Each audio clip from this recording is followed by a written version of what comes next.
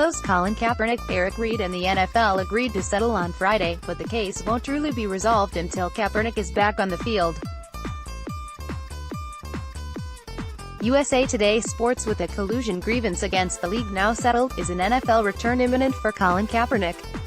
The former 49ers quarterback's attorney, Mark Geragos, told CNN's Cabrera recently that he believed Carolina and New England were among 3 teams he believed might be in the market to sign his client within the next 2 weeks. Geragos made only a vague reference to a third potential suitor. The natural would be if Cam Newton is out, then the natural place to be is to play with Reid in Carolina. I mean, can you imagine? And you've got an owner there, Geragos explained, a reference to David Tepper, the Panthers' progressive new boss who greenlit the signing and subsequent extension of Reid, the safety who played with Kaepernick in San Francisco and also settled his own collusion grievance against the NFL. Would Colin Kaepernick, 7, be well suited as Cam Newton's backup in Carolina? Photo 11, Kevin C. Cox, Getty Images. I will tell you, besides the Panthers, it would not surprise me if Patriots owner Bob Kraft makes a move. Geragos added of Kaepernick, 31, he absolutely wants to play. He wants to compete at the highest level. I mean, this is a competitive young man, this is someone who's in his prime. You get smarter at that position, and he's wise beyond his years. But would the Panthers or Patriots be wise landing spots for Kaepernick if either team comes calling?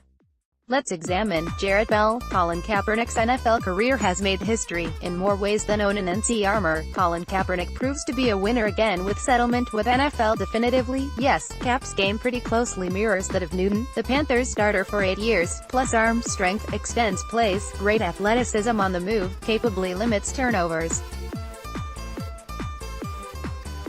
but also not especially accurate, particularly on touch throws. Kaepernick, 6'4", 230, isn't as sturdily built as the 6'5", 245-pound Newton. It's probably safe to assume he's lighter than his listed playing weight, while Newton appears even heavier. But Cap also doesn't invite the kind of punishment as the 2015 league MVP, who just underwent shoulder surgery, when he tucks the ball and runs or tries to barrel over the line on sneaks. Like Seattle's Russell Wilson, Kaepernick excels at gaining maximum yardage with his legs while knowing when to get down or out of bounds. Bottom line, the skill sets are similar enough that Carolina probably wouldn't experience much drop-off or have to drastically redesign the offense or alter play calling if Kaepernick were to replace Newton. And to suggest Taylor Heinicke or Kyle Allen are better options is simply silly. Does Kaepernick fit in New England? Meh, maybe. Let's not discount that he could bring a new dimension to this attack, perhaps even running point onto certain packages the way Taysom Hill does in New Orleans. And if anyone knows how to leverage a given player's talents, and Kaepernick presumably still has plenty of it, it's Bill Belichick. But in that same vein, it never seems like a particularly good idea when the Saints effectively take the ball out of Drew Brees' hands.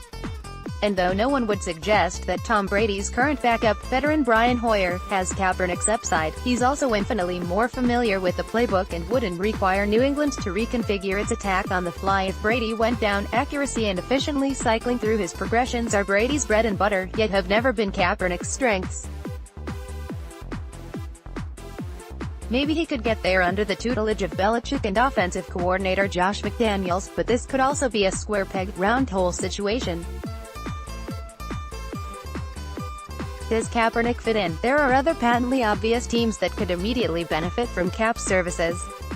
Baltimore Ravens. Joe Flacco's moving to Denver, and Robert Griffin III is unsigned. The franchise has flirted with Kaepernick in the past, and he'd seem to plug in nicely to what's being built around Lamar Jackson. Houston Texans. Deceased owner Bob McNair probably would not have signed off, but they could obviously do much better than Brandon Weeden. Joe Webbett. Al referenced the lost 2017 season, if Deshaun Watson goes down again. Jacksonville Jaguars, no explanation required. Miami Dolphins, they're rebooting, and Ryan Tannehill's future with the franchise seems tenuous at best. New Orleans Saints, Teddy Bridgewater is headed for free agency, and Kaepernick is almost surely a better option behind Breeze, and how much time does he have left, on a regular basis than Hill? Oakland Raiders, a little competition for Derek Carr wouldn't necessarily be a bad thing, and it would be interesting to see what John Gruden's offense would look like with a player like Kaepernick at the controls. Philadelphia Eagles, perhaps the ideal locker room fit, and a roster that's about to need a new plan B behind oft-injured Carson Wentz. Tampa Bay Buccaneers, Jameis Winston is the only experienced quarterback they have under contract for 2019, and he's not signed for 2020. Be nice to have a capable reserve if new coach Bruce Arians ultimately concludes Winston is not the answer he's banking on.